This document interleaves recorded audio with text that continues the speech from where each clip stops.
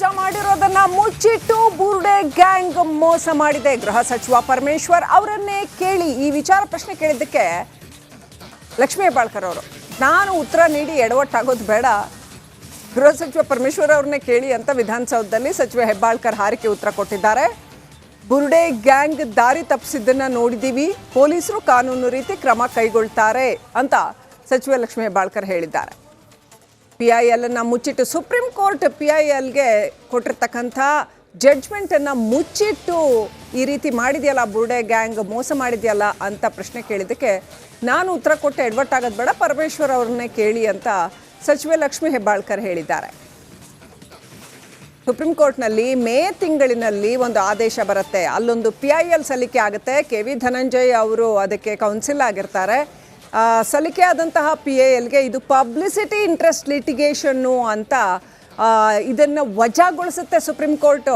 ಇದು ಪೈಸಾ interest litigation ಇದು ಅಂತ ವಜಾಗೊಳಿಸುತ್ತೆ. ಇದರಲ್ಲಿ ಏನೂ ಇಲ್ಲ, ಸ್ಟಫ್ ಇಲ್ಲ ಅಂತ, ಪೊಲಿಟಿಕಲ್ ಇಂಟ್ರೆಸ್ಟ್ ಲಿಟಿಗೇಷನ್ ಇದು ಅಂತ ಆ ಎಲ್ಲ ಪದಗಳನ್ನು ಆದೇಶ ಪ್ರತಿಯಲ್ಲಿ ಹಾಕಿದೆ ಸುಪ್ರೀಂ ಕೋರ್ಟ್.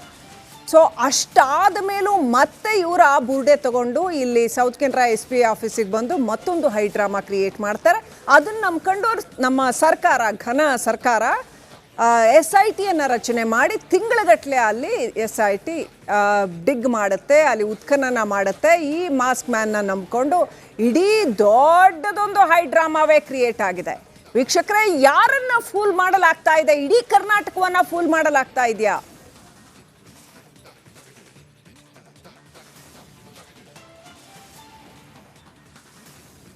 ಹಾಗಾದ್ರೆ ಸುಪ್ರೀಂ ಕೋರ್ಟ್ನ ಈ ಆದೇಶ ಪ್ರತಿಗೆ ಕವಡೆ ಕಾಸಿನ ಕಿಮ್ಮತ್ತು ಇಲ್ವಾ? ಸುಪ್ರೀಂ ಕೋರ್ಟ್ನ ಆದೇಶ ಪ್ರತಿ ಇದ್ದೂ ಕೂಡ ಕರ್ನಾಟಕ ಸರ್ಕಾರ SIT ರಚನೆ ಮಾಡುತ್ತೆ. ಆ SIT ತಿಂಗಳಗಟ್ಟಲೆ ಇದನ್ನ ತನಿಖೆ ಮಾಡುತ್ತೆ. ಸುಪ್ರೀಂ ಕೋರ್ಟ್ ಯಾವ ಅರ್ಜಿಯನ್ನ ಇದು ವೇಸ್ಟ್, ಇದರಲ್ಲಿ ಏನು ಸ್ಟಫ್ ಇಲ್ಲ, ಆರ್ಟಿಕಲ್ 32 ಅಂಡರಲ್ಲಿ ಏನು ಕೊಡಕ್ಕೆ ಬರಲ್ಲ, ಅಷ್ಟೇ ಅಲ್ಲ, ಅಬ್ಸರ್ವೇಷನ್ ಇದು ಸುಪ್ರೀಂ ಕೋರ್ಟ್ ಅಬ್ಸರ್ವೇಷನ್, ಇದು ಪೊಲಿಟಿಕಲ್ ಇಂಟ್ರೆಸ್ಟ್ ಇದೆ ಇದರಿಂದ, ಇದು ಪ್ರೈವೇಟ್ ಇಂಟ್ರೆಸ್ಟ್ ಇದೆ ಇದರಿಂದ, ಪಬ್ಲಿಸಿಟಿ ಇಂಟ್ರೆಸ್ಟ್ ಇದೆ ಇದರಿಂದ ಅಂತ ಹೇಳಿರ್ತಕ್ಕಂಥ ಒಂದು ಅಪ್ಲಿಕೇಶನನ್ನು ಕರ್ನಾಟಕ ಸರ್ಕಾರ ಇದನ್ನು ಭಾಳ ಗಂಭೀರವಾಗಿ ತಗೊಂಡು SIT ರಚನೆ ಮಾಡಿ ತಿಂಗಳುಗಟ್ಟಲೆ ಅದಕ್ಕೆ ಕೋಟ್ಯಂತರ ರೂಪಾಯಿ ಸುರಿದು ಇಡೀ ತಾಲೂಕು ಆಡಳಿತ, ಅಲ್ಲಿ ದಕ್ಷಿಣ ಕನ್ನಡ ಬೆಳ್ತಂಗಡಿಯ ಇಡೀ ತಾಲೂಕು ಆಡಳಿತ ಬಂದು ಅಲ್ಲಿ ಇದನ್ನು ಇನ್ವೆಸ್ಟಿಗೇಟ್ ಮಾಡ್ತಾ ಕೂತ್ಕೊಳ್ಳುತ್ತೆ. ಹಾಗಾದರೆ ಸುಪ್ರೀಂ ಕೋರ್ಟ್ ಆದೇಶಕ್ಕೆ ಕವಡೆ ಕಾಸಿನ ಕಿಮ್ಮತ್ತಿಲ್ವಾ? ಕರ್ನಾಟಕ ಸರ್ಕಾರಕ್ಕೆ ಈ ಸುಪ್ರೀಂ ಕೋರ್ಟ್ ಆದೇಶ ಗೊತ್ತೇ ಇಲ್ಲ ಅಂತಂದ್ರೆ ಅದಕ್ಕಿಂತ ದುರಂತ ಇನ್ನೇನಿದೆ? ದೊಡ್ಡದೊಂದು ಪ್ರಕರಣವನ್ನು, ಇಡೀ ಜಗತ್ತಿನ ಗಮನ ಸೆಳೆದ ಪ್ರಕರಣವನ್ನು ತನಿಖೆ ಮಾಡುವಾಗ ಆ ಪ್ರಕರಣಕ್ಕೆ ಕುರಿತಾಗಿ ಸುಪ್ರೀಂ ಕೋರ್ಟ್ ಆದೇಶ ಏನಿದೆ ಅನ್ನೋ ಅಂಥದ್ದು ಸರ್ಕಾರದ ಗಮನಕ್ಕೆ ಬಂದಿಲ್ಲ ಅಂತಂದರೆ ಹಾಗಾದರೆ ಇನ್ನು ರಾಜ್ಯದ ಹಿತಾಸಕ್ತಿಯುಳ್ಳ ಇತರೆ ಪ್ರಕರಣಗಳು ಮತ್ತು ರಾಜ್ಯದ ಜನರ ಹಿತಾಸಕ್ತಿಯುಳ್ಳ ಪ್ರಕರಣಗಳಲ್ಲಿ ಎಷ್ಟರ ಮಟ್ಟಿಗೆ ಹಾಗಾದರೆ ಕೇರ್ ತಗೊಳುತ್ತೆ ಅಂತ ಹೇಳಬೇಕು?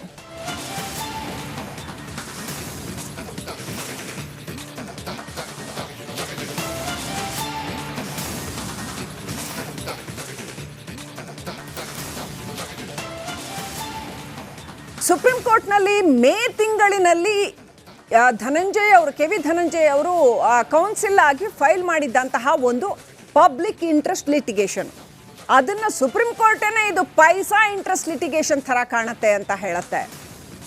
ಅದನ್ನು ನೋಡಿ, ಅದರಲ್ಲಿ ಕ್ಲೀನಾಗಿ ಆರ್ಡರ್ ಕಾಪಿನ ನೀವು ನೋಡ್ತಾ ಇದ್ರೆ, ನಮ್ಮ ತೆರೆ ಮೇಲೆ ಆರ್ಡರ್ ಕಾಪಿ ಏನೇನು ಹೇಳುತ್ತೆ ಅನ್ನೋಂಥದ್ದನ್ನು ನೋಡ್ತಾ ಇದ್ರೆ ಪ್ರೈವೇಟ್ ಇಂಟ್ರೆಸ್ಟ್ ಲಿಟಿಗೇಷನ್ ಇದು ಅಂತ ಆ ಆದೇಶ ಪ್ರತಿಯಲ್ಲಿ ಸುಪ್ರೀಂ ಕೋರ್ಟ್ ಹೇಳುತ್ತೆ.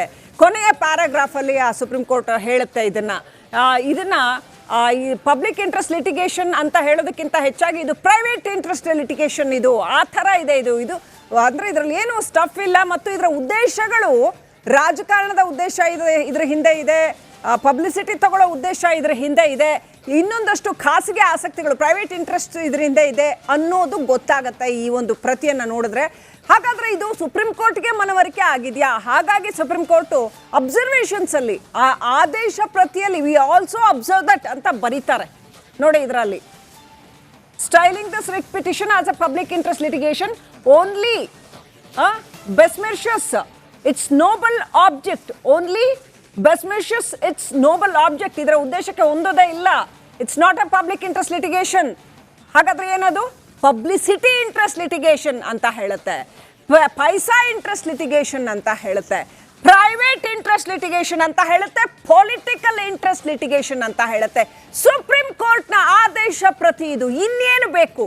ಇದಕ್ಕಿಂತ ಹೆಚ್ಚಿಗೆ ಇನ್ನೇನು ಬೇಕು? ಆಲ್ರೆಡಿ ಮೇ ಅಲ್ಲಿ ಕೊಟ್ಟಿರ್ತಕ್ಕಂಥ ಆದೇಶ ಪ್ರತಿ ಈಗ ಆನಂತರ ಜುಲೈನಲ್ಲಿ ಮತ್ತೆ ಇವರು ಆ ಬುರ್ಡೆ ಹಿಡ್ಕೊಂಡು SP ಆಫೀಸಿಗೆ ನಡ್ಕೊಂಡು ಬರ್ತಾರೆ. SP ಆಫೀಸಿಗೆ ಬಂದು ಮತ್ತೆ ಫೈಲ್ ಮಾಡ್ತಾರೆ. ಈ ಆದೇಶ ಪ್ರತಿ ಕರ್ನಾಟಕ ಸರ್ಕಾರದ ಮುಂದೆ ಬರೋದೇ ಇಲ್ಲ.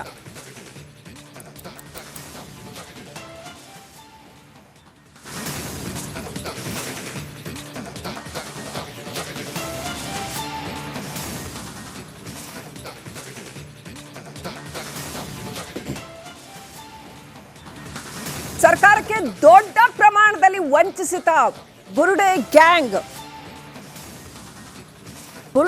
ಇಷ್ಟು ದೊಡ್ಡ ಪ್ರಮಾಣದಲ್ಲಿ ಸುಪ್ರೀಂ ಕೋರ್ಟ್ ಕೌನ್ಸಿಲ್. ಹಾಗಾದ್ರೆ ಈ ಗಮನವನ್ನು ಯಾರು ಈ KV ಧನಂಜಯ ಅವರು ಇದನ್ನೇನು ಸುಪ್ರೀಂ ಕೋರ್ಟ್ಗೆ ಹಾಕಿದ್ರಲ್ಲ ಲಿಟಿಗೇಷನ್ ಕೌನ್ಸಿಲ್ ಆಗಿ, ಅವ್ರು ಯಾಕೆ ಇದನ್ನು ರಾಜ್ಯ ಸರ್ಕಾರದ ಗಮನಕ್ಕೆ ತರಲಿಲ್ಲ? ಯಾಕೆ ಮುಚ್ಚಿಟ್ರು?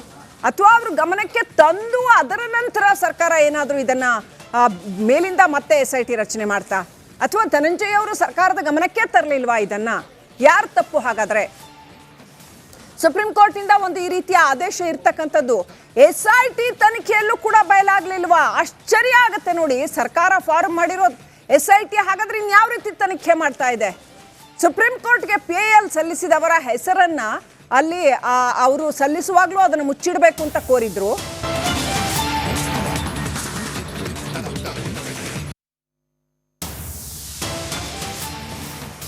PIL ವಜಾ ಮಾಡಿರೋದನ್ನ ಮುಚ್ಚಿಟ್ಟು ಬುರ್ಡೆ ಗ್ಯಾಂಗ್ ಮೋಸ ಮಾಡಿದೆ. ಗೃಹ ಸಚಿವ ಪರಮೇಶ್ವರ್ ಅವರನ್ನೇ ಕೇಳಿ ಈ ವಿಚಾರ ಪ್ರಶ್ನೆ ಕೇಳಿದ್ದಕ್ಕೆ ಲಕ್ಷ್ಮೀ ಹೆಬ್ಬಾಳ್ಕರ್ ಅವರು, ನಾನು ಉತ್ತರ ನೀಡಿ ಎಡವಟ್ಟಾಗೋದು ಬೇಡ, ಗೃಹ ಸಚಿವ ಪರಮೇಶ್ವರ್ ಅವ್ರನ್ನೇ ಕೇಳಿ ಅಂತ ವಿಧಾನಸೌಧದಲ್ಲಿ ಸಚಿವ ಹೆಬ್ಬಾಳ್ಕರ್ ಹಾರಿಕೆ ಉತ್ತರ ಕೊಟ್ಟಿದ್ದಾರೆ. ಬುರ್ಡೆ ಗ್ಯಾಂಗ್ ದಾರಿ ತಪ್ಪಿಸಿದ್ದನ್ನ ನೋಡಿದೀವಿ, ಪೊಲೀಸರು ಕಾನೂನು ರೀತಿ ಕ್ರಮ ಕೈಗೊಳ್ತಾರೆ ಅಂತ ಸಚಿವ ಲಕ್ಷ್ಮೀ ಹೆಬ್ಬಾಳ್ಕರ್ ಹೇಳಿದ್ದಾರೆ.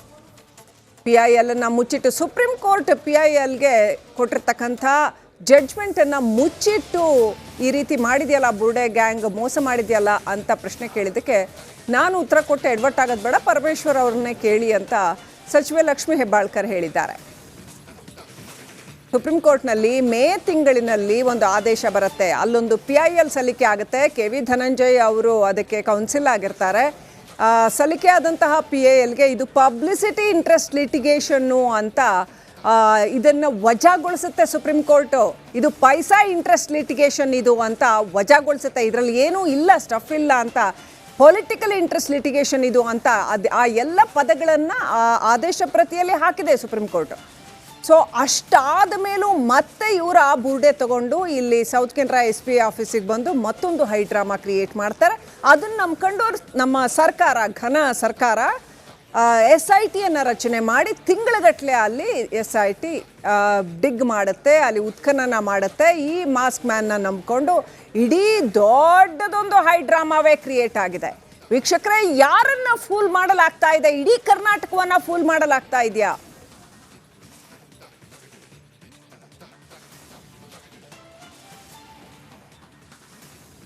ಹಾಗಾದ್ರೆ ಸುಪ್ರೀಂ ಕೋರ್ಟ್ನ ಈ ಆದೇಶ ಪ್ರತಿಗೆ ಕವಡೆ ಕಾಸಿನ ಕಿಮ್ಮತ್ತು ಇಲ್ವಾ? ಸುಪ್ರೀಂ ಕೋರ್ಟ್ನ ಆದೇಶ ಪ್ರತಿ ಇದ್ದೂ ಕೂಡ ಕರ್ನಾಟಕ ಸರ್ಕಾರ SIT ರಚನೆ ಮಾಡುತ್ತೆ. ಆ SIT ತಿಂಗಳಗಟ್ಟಲೆ ಇದನ್ನ ತನಿಖೆ ಮಾಡುತ್ತೆ. ಸುಪ್ರೀಂ ಕೋರ್ಟ್ ಯಾವ ಅರ್ಜಿಯನ್ನ ಇದು ವೇಸ್ಟ್, ಇದು ಇದರಲ್ಲಿ ಏನು ಸ್ಟಫ್ ಇಲ್ಲ, ಆರ್ಟಿಕಲ್ 32 ಅಂಡರಲ್ಲಿ ಏನು ಕೊಡಕ್ಕೆ ಬರಲ್ಲ. ಅಷ್ಟೇ ಅಲ್ಲ, ಅಬ್ಸರ್ವೇಷನ್ ಇದು ಸುಪ್ರೀಂ ಕೋರ್ಟ್ ಅಬ್ಸರ್ವೇಷನ್, ಇದು ಪೊಲಿಟಿಕಲ್ ಇಂಟ್ರೆಸ್ಟ್ ಇದೆ ಇದರಿಂದ, ಇದು ಪ್ರೈವೇಟ್ ಇಂಟ್ರೆಸ್ಟ್ ಇದೆ ಇದರಿಂದ, ಪಬ್ಲಿಸಿಟಿ ಇಂಟ್ರೆಸ್ಟ್ ಇದೆ ಇದರಿಂದ ಅಂತ ಹೇಳಿರ್ತಕ್ಕಂಥ ಒಂದು ಅಪ್ಲಿಕೇಶನನ್ನು ಕರ್ನಾಟಕ ಸರ್ಕಾರ ಇದನ್ನು ಭಾಳ ಗಂಭೀರವಾಗಿ ತಗೊಂಡು SIT ರಚನೆ ಮಾಡಿ ತಿಂಗಳುಗಟ್ಟಲೆ ಅದಕ್ಕೆ ಕೋಟ್ಯಂತರ ರೂಪಾಯಿ ಸುರಿದು ಇಡೀ ತಾಲೂಕು ಆಡಳಿತ, ಅಲ್ಲಿ ದಕ್ಷಿಣ ಕನ್ನಡ ಬೆಳ್ತಂಗಡಿಯ ಇಡೀ ತಾಲೂಕು ಆಡಳಿತ ಬಂದು ಅಲ್ಲಿ ಇದನ್ನು ಇನ್ವೆಸ್ಟಿಗೇಟ್ ಮಾಡ್ತಾ ಕೂತ್ಕೊಳ್ಳುತ್ತೆ. ಹಾಗಾದರೆ ಸುಪ್ರೀಂ ಕೋರ್ಟ್ ಆದೇಶಕ್ಕೆ ಕವಡೆ ಕಾಸಿನ ಕಿಮ್ಮತ್ತಿಲ್ವಾ? ಕರ್ನಾಟಕ ಸರ್ಕಾರಕ್ಕೆ ಈ ಸುಪ್ರೀಂ ಕೋರ್ಟ್ ಆದೇಶ ಗೊತ್ತೇ ಇಲ್ಲ ಅಂತಂದ್ರೆ ಅದಕ್ಕಿಂತ ದುರಂತ ಇನ್ನೇನಿದೆ? ದೊಡ್ಡದೊಂದು ಪ್ರಕರಣವನ್ನು, ಇಡೀ ಜಗತ್ತಿನ ಗಮನ ಸೆಳೆದ ಪ್ರಕರಣವನ್ನು ತನಿಖೆ ಮಾಡುವಾಗ ಆ ಪ್ರಕರಣಕ್ಕೆ ಕುರಿತಾಗಿ ಸುಪ್ರೀಂ ಕೋರ್ಟ್ ಆದೇಶ ಏನಿದೆ ಅನ್ನೋ ಅಂಥದ್ದು ಸರ್ಕಾರದ ಗಮನಕ್ಕೆ ಬಂದಿಲ್ಲ ಅಂತಂದ್ರೆ ಹಾಗಾದ್ರೆ ಇನ್ನು ರಾಜ್ಯದ ಹಿತಾಸಕ್ತಿಯುಳ್ಳ ಇತರೆ ಪ್ರಕರಣಗಳು ಮತ್ತು ರಾಜ್ಯದ ಜನರ ಹಿತಾಸಕ್ತಿಯುಳ್ಳ ಪ್ರಕರಣಗಳಲ್ಲಿ ಎಷ್ಟರ ಮಟ್ಟಿಗೆ ಹಾಗಾದ್ರೆ ಕೇರ್ ತಗೊಳುತ್ತೆ ಅಂತ ಹೇಳಬೇಕು?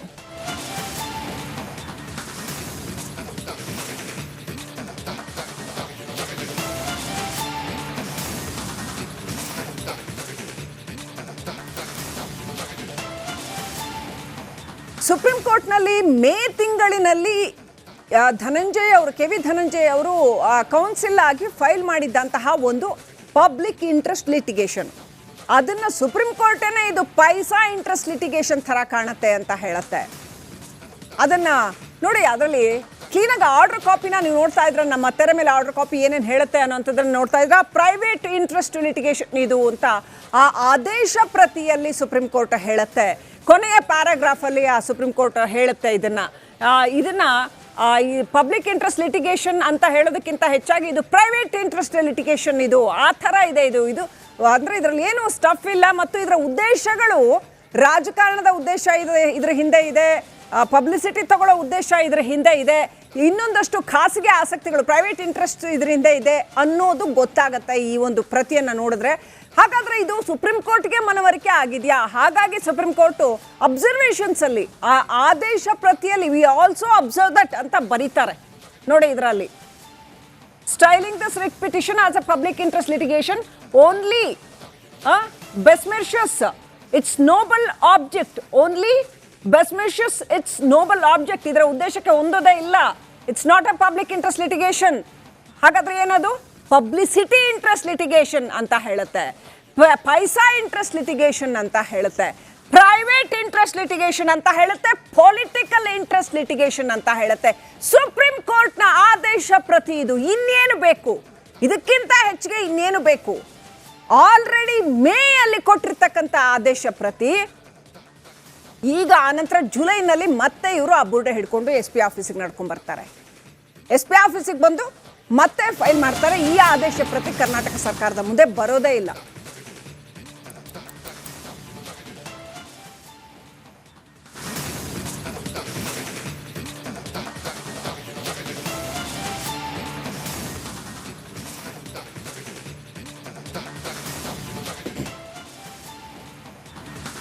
ಸರ್ಕಾರಕ್ಕೆ ದೊಡ್ಡ ಪ್ರಮಾಣದಲ್ಲಿ ವಂಚಿಸಿದ ಬುರ್ಡೆ ಗ್ಯಾಂಗ್ ಇಷ್ಟು ದೊಡ್ಡ ಪ್ರಮಾಣದಲ್ಲಿ ಸುಪ್ರೀಂ ಕೋರ್ಟ್ ಕೌನ್ಸಿಲ್. ಹಾಗಾದ್ರೆ ಈ ಗಮನವನ್ನು ಯಾರು ಈ ಕೆ ವಿ ಧನಂಜಯ್ ಅವರು ಇದನ್ನೇನು ಸುಪ್ರೀಂ ಕೋರ್ಟ್ಗೆ ಹಾಕಿದ್ರಲ್ಲ ಲಿಟಿಗೇಷನ್ ಕೌನ್ಸಿಲ್ ಆಗಿ, ಅವ್ರು ಯಾಕೆ ಇದನ್ನು ರಾಜ್ಯ ಸರ್ಕಾರದ ಗಮನಕ್ಕೆ ತರಲಿಲ್ಲ? ಯಾಕೆ ಮುಚ್ಚಿಟ್ರು? ಅಥವಾ ಅವರು ಗಮನಕ್ಕೆ ತಂದು ಅದರ ನಂತರ ಸರ್ಕಾರ ಏನಾದರೂ ಇದನ್ನ ಮೇಲಿಂದ ಮತ್ತೆ SIT ರಚನೆ ಮಾಡ್ತಾ, ಅಥವಾ ಧನಂಜಯ್ ಅವರು ಸರ್ಕಾರದ ಗಮನಕ್ಕೆ ತರಲಿಲ್ವಾ? ಇದನ್ನ ಯಾರು ತಪ್ಪು? ಹಾಗಾದ್ರೆ ಸುಪ್ರೀಂ ಕೋರ್ಟ್ನಿಂದ ಒಂದು ಈ ರೀತಿಯ ಆದೇಶ ಇರ್ತಕ್ಕಂಥದ್ದು SIT ತನಿಖೆಯಲ್ಲೂ ಕೂಡ ಬಯಲಾಗ್ಲಿಲ್ವಾ? ಆಶ್ಚರ್ಯ ಆಗತ್ತೆ ನೋಡಿ. ಸರ್ಕಾರ ಫಾರ್ಮ್ ಮಾಡಿರೋ SIT ಹಾಗಾದ್ರೆ ಇನ್ಯಾವ ರೀತಿ ತನಿಖೆ ಮಾಡ್ತಾ ಇದೆ? ಸುಪ್ರೀಂ ಕೋರ್ಟ್ಗೆ PIL ಸಲ್ಲಿಸಿದವರ ಹೆಸರನ್ನ ಅಲ್ಲಿ ಅವರು ಸಲ್ಲಿಸುವಾಗ್ಲೂ ಅದನ್ನು ಮುಚ್ಚಿಡಬೇಕು ಅಂತ ಕೋರಿದ್ರು.